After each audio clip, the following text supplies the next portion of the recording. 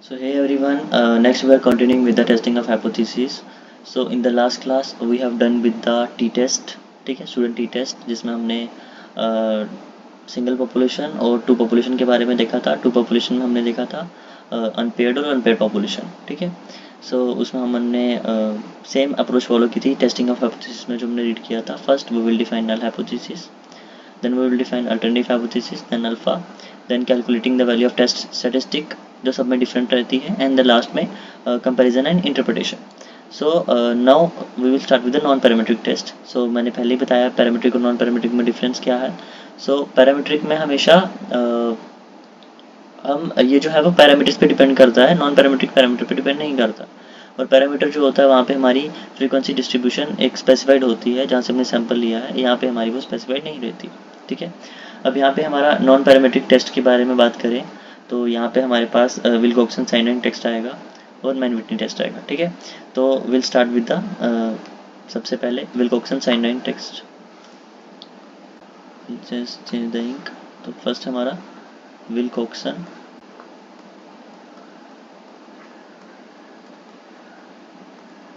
Sign ranked test, ठीक है। पहले 3-4 स्टेप तो सब में सेम ही रहेंगे, बाद में अब विल्कोक्सन साइन रैंक टेस्ट में जो डिफरेंस है वो लिखूंगा मैं डायरेक्ट। पहले तो क्या करना है, पहले हमें H1 डिफाइन करना, H0 डिफाइन करना, H1 डिफाइन करना, अल्फा डिफाइन करना है। देन हमें निकालना है D I. What is D I?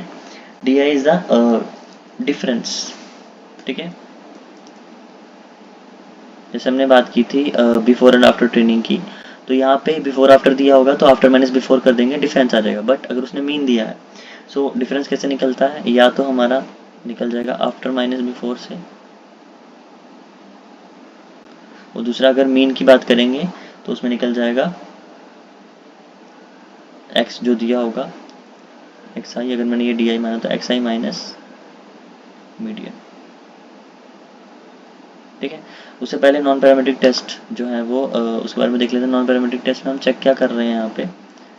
So non parametric test में हम 3 चीज़ चेक करते हैं, आइदर रैंडमनेस,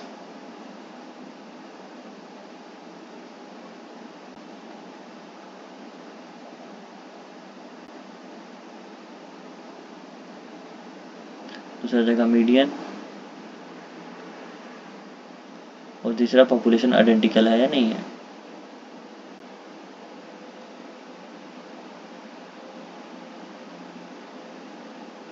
ठीक है। अब यहाँ पे हम क्या देख रहे हैं, मीडियन, मीडियन के साथ कंपेयर कर रहे हैं, या फिर हम रैंडमनेस देख रहे हैं, बिफोर माइनस आफ्टर कर रहे हैं। तो यहाँ पे डी आई निकालने के 2 तरीके हैं। अब क्या करते हैं, डी आई निकालने के बाद, डी आई निकालने के बाद अब यहाँ पे कुछ डी आई हमारे सम डी आई पॉजिटिव रहेंगे एंड सम नेगेटिव रहेंगे। हम क्या करेंगे, इन सबको रैंक देंगे, assign ranks without considering sign.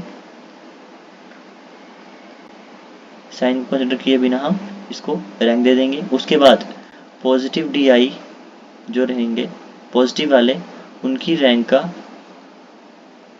Ranks का सम करेंगे, और जो नेगेटिव वाले रहेंगे उनकी रैंक्स का सम करेंगे, ठीक है। अब इन दोनों में से जो कम आएगा, यानी एक R1 आएगा और एक R2 आएगा, जो कम आएगा उसको मान लेंगे T। तो where T is smaller of sum of ranks, जो हमने रैंक का सम किया उसमें से T क्या रहेगा, स्मॉल वाला रहेगा। देन लास्ट में हम इसको क्रिटिकल वैल्यू से कंपेयर करेंगे, ठीक है। अब इसमें जो होता है लास्ट पार्ट, दैट इज क्या बोलते हैं, कंपैरिजन एंड इंटरप्रिटेशन, यहाँ पर उल्टा रहता है। हमने क्या देखा था, वैल्यू कम होनी चाहिए, यहाँ पे क्रिटिकल वैल्यू से अगर वैल्यू ज़्यादा रहेगी तो H1 को एक्सेप्ट रहेंगे। यानी जो मेरा कैलकुलेटेड T है that should be more than critical value,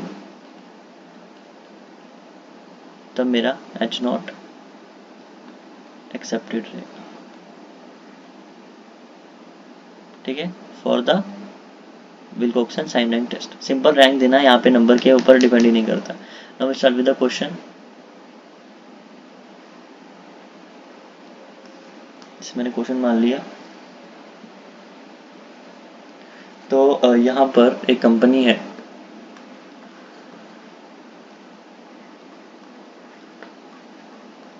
a company claims that new car model gives median of 20, ठीक है, 20 किलोमीटर पर लीटर। यहाँ पे उसने वो दिया और उसके बाद उसने रीडिंग्स दे दी और डाटा रिकॉर्ड किया है।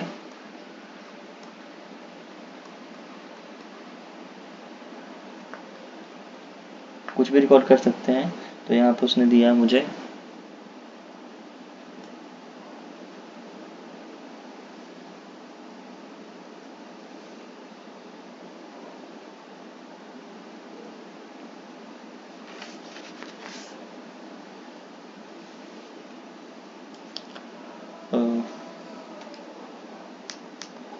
ऐसे लिख देते हैं 12,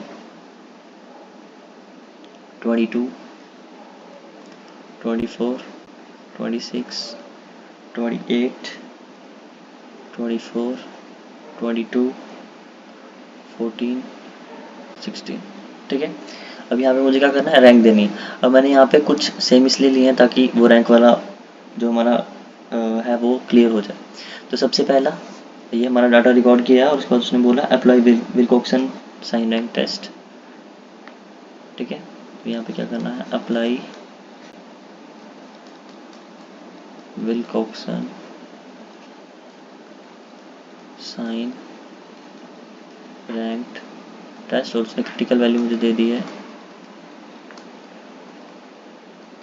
20, ठीक है। मुझे निकालना है कि मुझे नॉट को एक्सेप्ट करना है, रिजेक्ट करना है। तो फर्स्ट ये मेरा डाटा है, ये मेरा मीडियन है, तो मैं डी आई निकाल दूंगा। और डी आई में कैसे निकाल सकता हूँ, या फिर आफ्टर माइनस बिफोर करके भी। विल जस्ट कॉपी इट, नीचे पेस्ट कर दूंगा, ठीक है।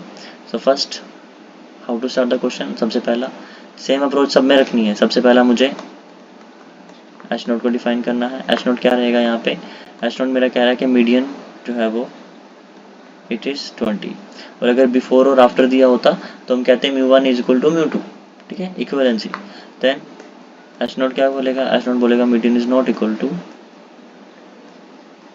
20, सिंपल। अल्फा को डिफाइन करेंगे, अल्फा बोलेगा भाई अल्फा है 5%, क्योंकि गिवन नहीं है तो 0.05। वैसे गिवन हो भी तो भी 5% ही देता है मैक्सिमम टाइम्स, नहीं है तो भी ठीक है। तीन चीज़ें लिख गई। अब मुझे टेस्ट स्टैटिस्टिक निकालना है। सबसे पहला मुझे डी आई निकालना है। तो डी आई निकालने के लिए आई विल जस्ट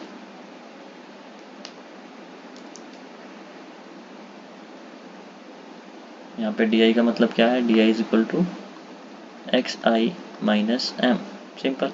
तो यहाँ पे मैं वो जो डाटा मुझे क्वेश्चन में दिया वो पेस्ट कर दूंगा, ठीक है। ये मुझे दिया है। अब मुझे x दिया है, m मुझे पता है 20 है, m कितना है 20, तो माइनस करते जाओ।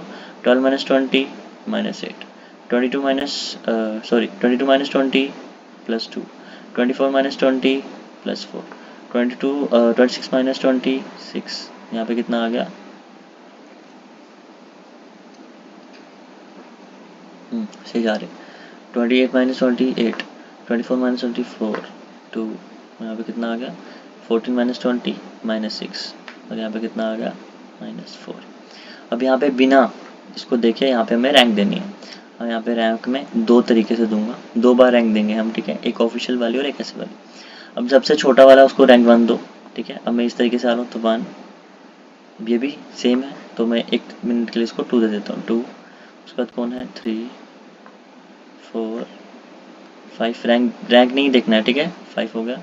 Then 6, 7, 8 and 9। अब जो ऑफिशियल रैंक रहेगी वो ये नहीं रहेगी, क्यों, क्योंकि यहाँ पे देखो ये 2 है, ये भी 2 है। अब इसको मैं 1 2 रैंक क्यों दे दूँ भाई, दोनों सेम ही नंबर है तो मैं रैंक एक जैसी क्यों दे दूँ। तो क्या करूँगा मैं 1 और 2 का एवरेज निकालूंगा। 1 और 2 का एवरेज कैसे निकलेगा, 1 + 2/2, ठीक है। तो 1 + 2/2 इज 1.5, ठीक है। पता भी है 1 और 2 के बीच में एवरेज क्या ही आने वाला है, 1.5 इसको भी दे दूंगा, इसको भी 1.5 दे दूंगा। नेक्स्ट ये आ गया। देन अभी मेरा क्या है 3, 4 और 5। अब ये इन तीनों को भी 3 सेम रैंक है तो उनको भी क्या करना पड़ेगा, एवरेज निकालना पड़ेगा। 3, 4, 5 का एवरेज क्या आ जाएगा 4।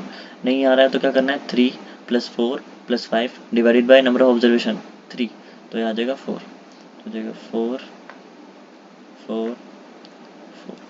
6 कहाँ है, this is 6 and this is 7। अभी दोनों भी सेम है तो उसका आ जाएगा 6.5, दिस इज 6.5। ठीक है। अगेन 8 और 9 भी सेम है तो यहाँ पे आ जाएगा 8.5, 8.5। क्यों, क्योंकि यहाँ पे नंबर सेम है।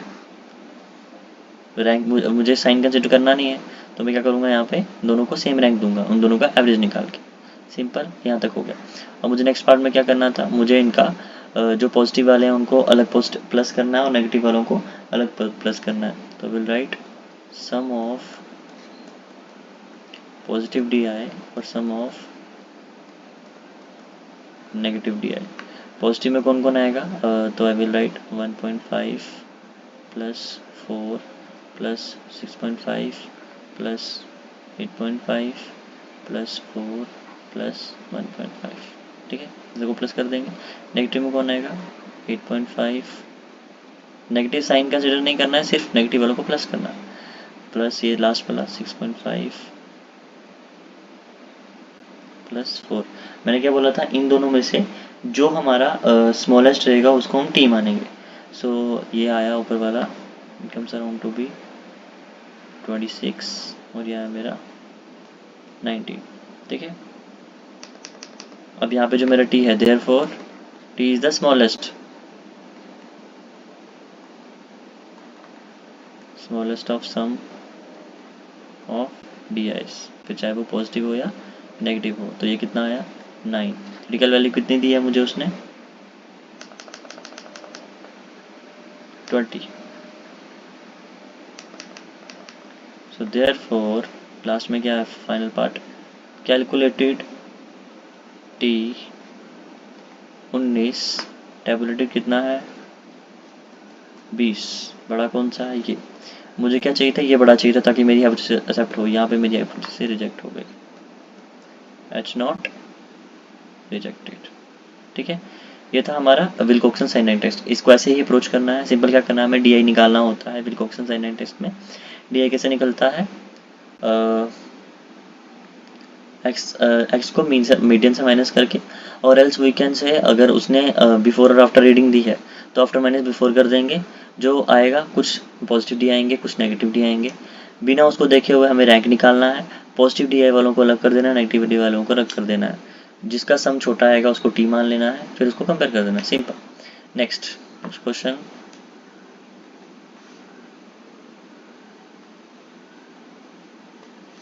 सो नेक्स्ट क्वेश्चन है दूसरा, नेक्स्ट क्वेश्चन क्या बोल रहा हूँ, नेक्स्ट टॉपिक है हमारा मैन विटनी। ये एकदम इजी है,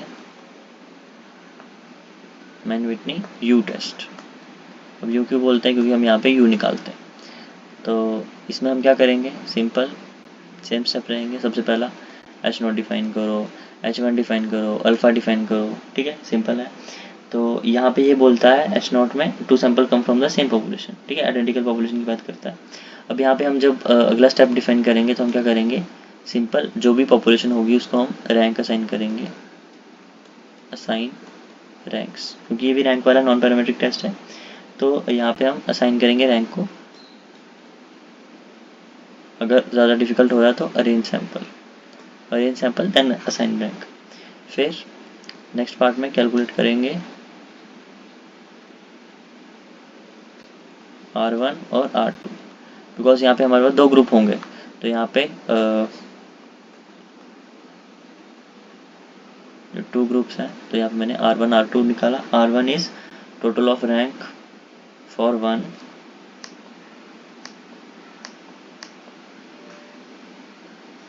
ठीक है। तो R1 इज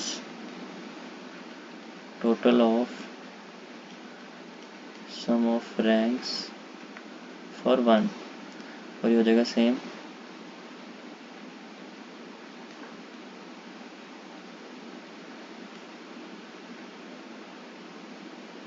ठीक है, R1 R2 निकल गया।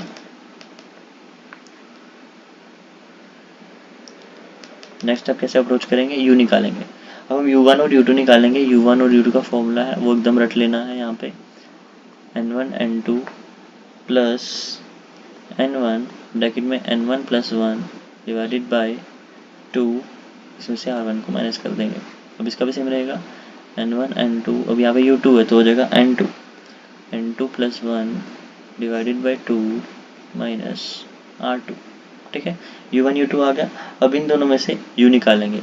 अब U क्या है, U is smaller of U1 and U2। Again last step में क्या करेंगे, कंपेयर करेंगे। अगर तुम्हारी U वैल्यू, इफ से मैंने यहाँ बोला था इसमें भी,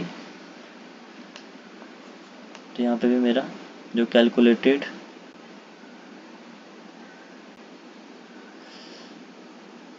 U है that should be greater than tabulated U, तो ही मैं H0 एक्सेप्ट करूँगा। ठीक है, यहाँ पे हमें टेबुलेटेड U गिवन नहीं होता, यहाँ पे हमें गिवन होता है critical value.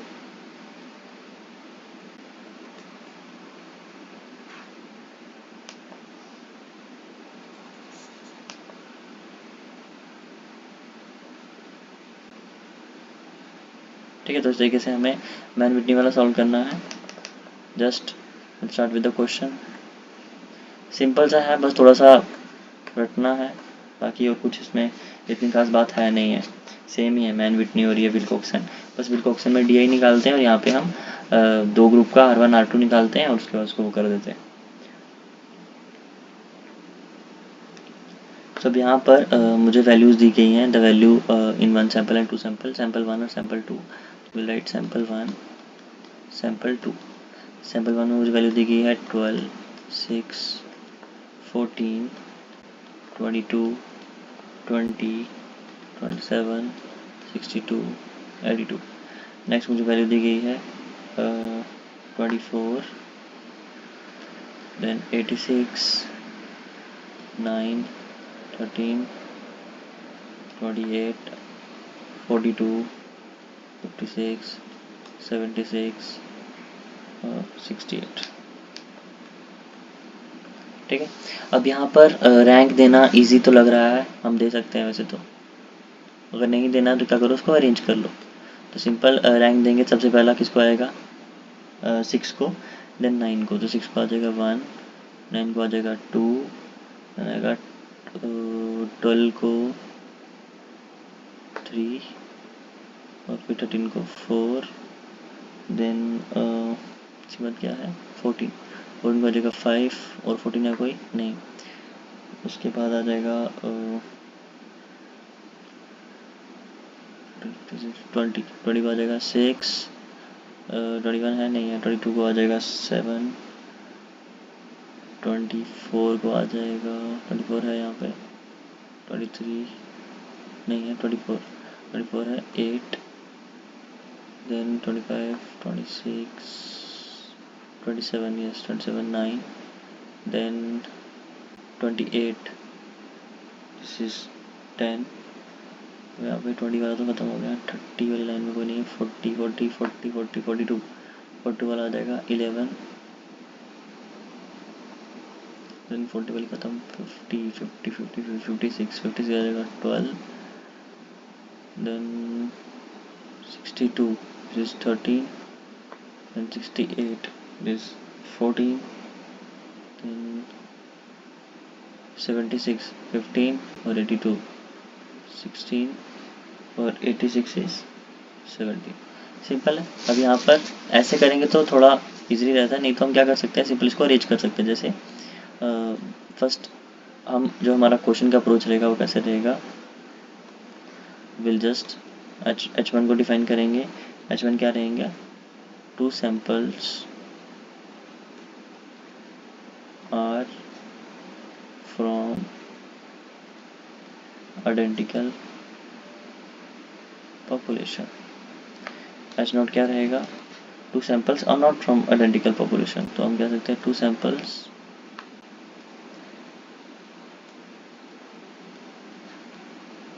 Are not identical. ठीक है, तो फिर उसके बाद नेक्स्ट हमारा क्या आ जाता है, अल्फ़ा। अल्फ़ा को डिफाइन करेंगे 5%, यानी 0.05। उसको मैंने सबसे पहला स्टेप क्या लिखा था, हम अरेंज करेंगे। तो जब हम अरेंज करेंगे तो हो जाएगा 6 9, मतलब ऐसा लिखना है तो ठीक है, 12 13 14 20 22 24 27 28 42 56 then 62 then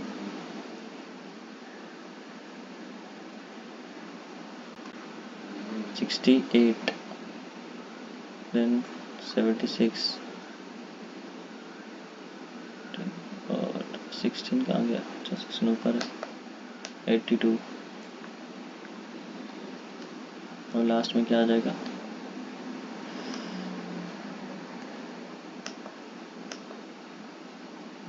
86। ठीक है, राइट 86। अब यहाँ पे इनको रैंक दे दूंगा तो सिंपल 1 2 फॉर्म में आ जाएगा। उससे पहले जो जो हमारे फर्स्ट कॉलम का उसको मैं सर्कल कर दूंगा ताकि मुझे इजीली डिफरेंशिएट हो जाए। तो फर्स्ट कॉलम का मेरा 6 12 14 भी फर्स्ट कॉलम का ही है, देन 20 22 27 62 और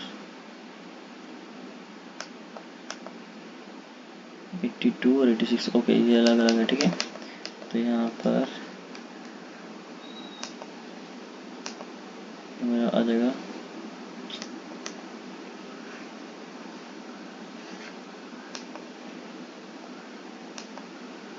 82 और 86।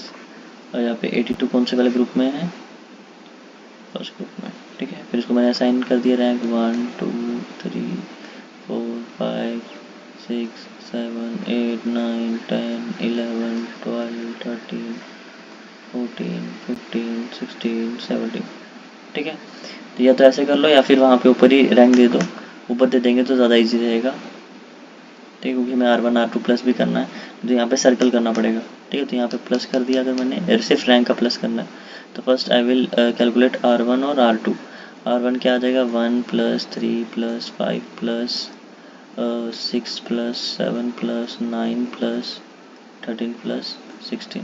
बाकी जो बच के वहाँ पे आ जाएंगे, हम सब 2 + 4 + 8 + 10 + 11 + 12 + 14 15 और 17। सो R1 इस सब का जो सम आएगा that comes around to be 60, हो जाएगा 93। और मुझे क्या लेना था, U और U1 निकालना। तो U1 का वैल्यू, U1 कैसे निकालते हैं, N1 N2 + N1 N1 + N1 N2 - R1। ठीक है, तो यहाँ पे N1 N2 कर देंगे। N1 N2 कितना है, N1 are my 1 2 3 4 5 6 7 8, 1 2 3 4 5 6 7 8 9, तो N2 9 है और N1 8 है। So we'll write 8 × 9 plus 8, 8 + 1 9 divided by 2 minus R1 कितना आया है, 60, राइट 60। जब इसको मैंने सॉल्व किया तो ये आ गया मेरा 72, 72/2 36, 36 + 72 और -60, 72 में 60 गए तो 12, 12 + 36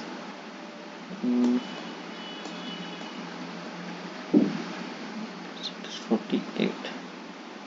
ठीक है, ये मेरा आ गया U1। सेम U2 भी निकाल दूंगा, यहाँ मैं फॉर्मूला नहीं लिखूंगा बार बार। तो U2 = N1 + N2, मतलब 8 × 9 ही आएगा और यहाँ पर हो जाएगा 9 9 + 1 10 डिवाइडेड बाई 2 9 × 90 45 माइनस 93 तो 45 और ये हो गया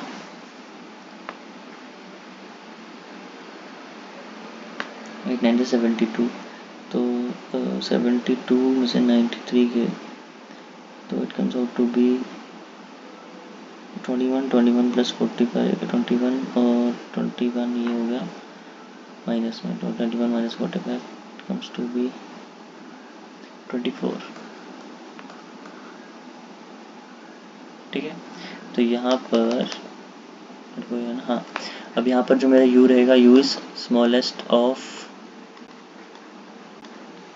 u1 and u2 it comes out to be 24। तो यहाँ पे क्या है मेरा जो मेरा क्रिटिकल वैल्यू था वो मुझे कितना गिवन था, मैंने नहीं लिखा है यहाँ पे। ठीक है, तो क्रिटिकल वैल्यू यहाँ पे मान लो मेरा आया है क्रिटिकल वैल्यू ज़्यादा होना चाहिए ना, मेरा कितना आया 24 आया है, जैसे मान लो 12.8 मान लो।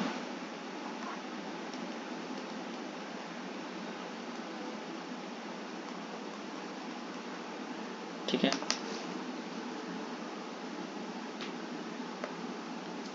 तो यहाँ पे क्या हुआ मेरा जो मेरा u था दैट इज लास्ट में part calculated u is equal to 24 जो बड़ा है टेबुलेटेड या फिर हम कह सकते हैं क्रिटिकल वैल्यू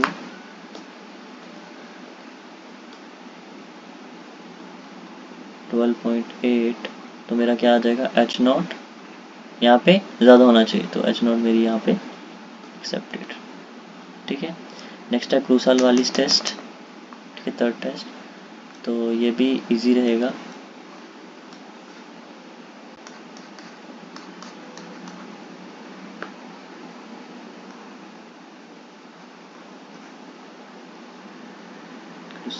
क्रूसाल है, जस्ट चेक द स्पेलिंग।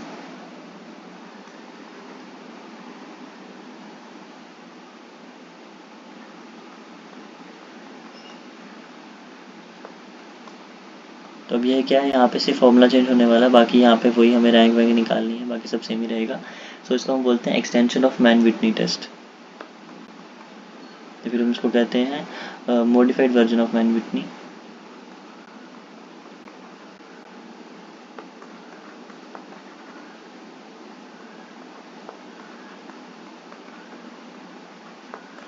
यहाँ पे क्या रहेगा हमारे पास पॉपुलेशन जो रहेगी, हमने देखा मैन विटनी में हमारे पास 2 पॉपुलेशन थी, यहाँ पे हमारे पास 2 से ज़्यादा रहेंगी। ठीक है, सिंपल है, तो उसका हम यूज़ करेंगे।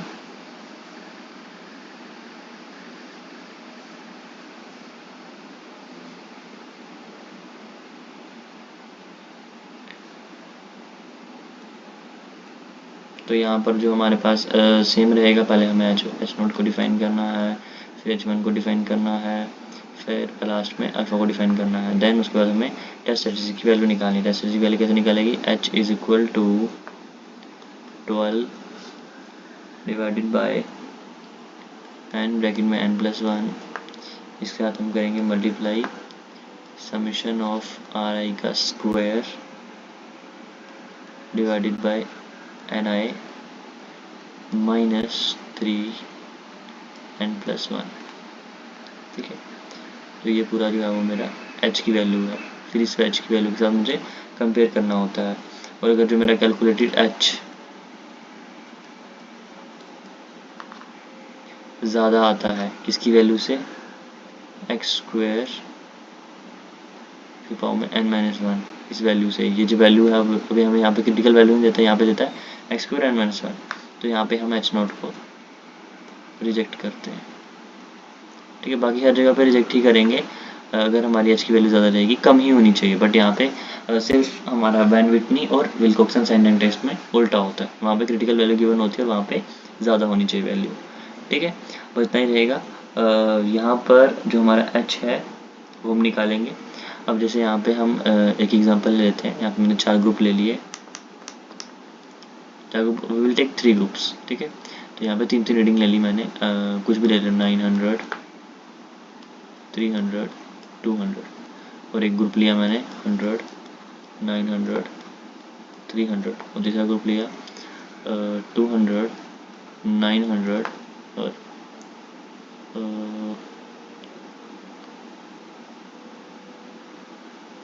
700। ठीक है, तो ये मेरे 3 ग्रुप्स हैं।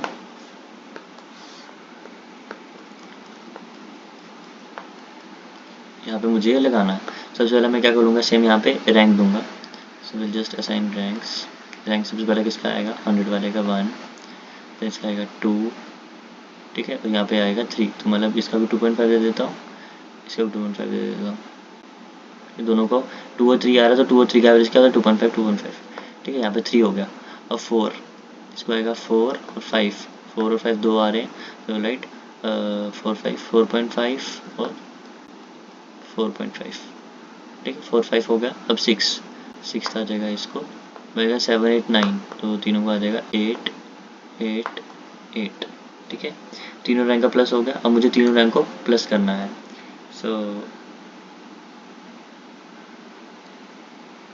R1 R2 R3, तो यहाँ पे मेरा आ जाएगा 8 plus 4.5 plus 2.5, this comes out to be R1 is 15, R2 कितना आया, 8 1 9, 9 प्लस 4.5 13.5।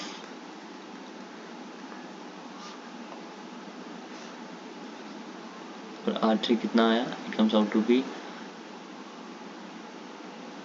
14 प्लस 2.5 16.5।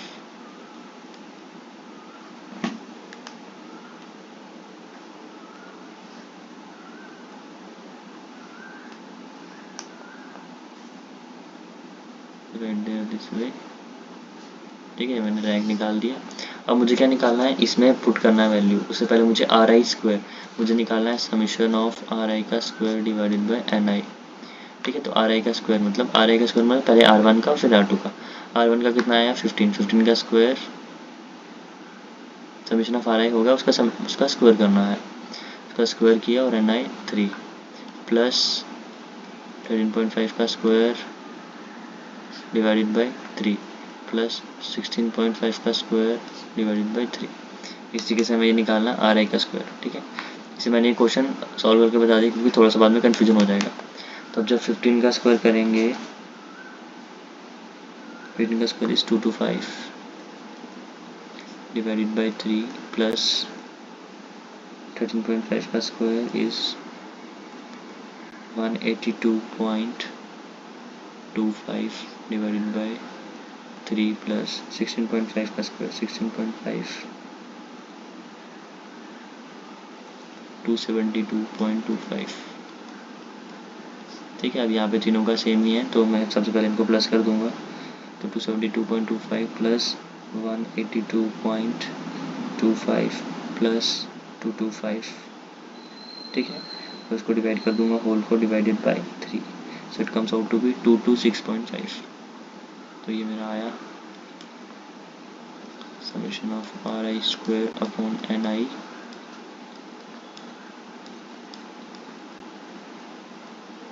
ठीक है, हम चलेंगे हमारे फॉर्मूले के पास, H के पास। H is equal to 12, N कितने हैं 3। यहाँ पे N हम क्या लेंगे, टोटल।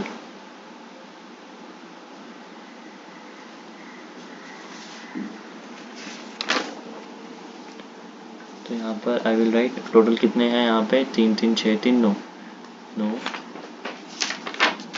N और N प्लस 1 10, देन मल्टीप्लाई जो मेरा R की वैल्यू आई है, देन इट इज़ 226.5, ऐसे माइनस कर देंगे 3, कितने टोटल है 9, तो 9 प्लस 1 राइट, 9 प्लस 1 इज 10। ठीक है, ये फॉर्मूला लिखा है यहाँ पे भी, ये ब्रैकेट यहाँ पे क्लोज हो, पहले इनको मल्टीप्लाई करेंगे फिर इसको करेंगे आगे। तो जब ये आ जाएगा मेरा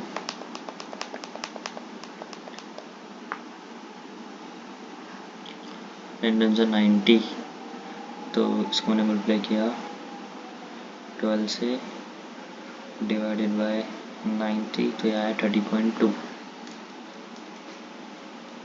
30.2 में से माइनस कर देंगे 3 10 30, एच में आ गया यहाँ पे 0.2। अब उसी के हिसाब से हम कंपेयर कर देंगे। तो यहाँ पे मैंने मान लिया मेरा कैलकुलेटेड जो एच है वो मेरा आया है 0.2, जबकि मुझे वैल्यू दी गई थी एक्स स्क्वायर, उसके बाद क्या n माइनस वन, इसकी वैल्यू मुझे दी गई थी 1.2, जो इससे बड़ा आया तो देयरफॉर एच नॉट एक्सेप्टेड। कम आना चाहिए था, मेरा कम आया तो एच नॉट यहाँ पे एक्सेप्टेड हो गई। ठीक है।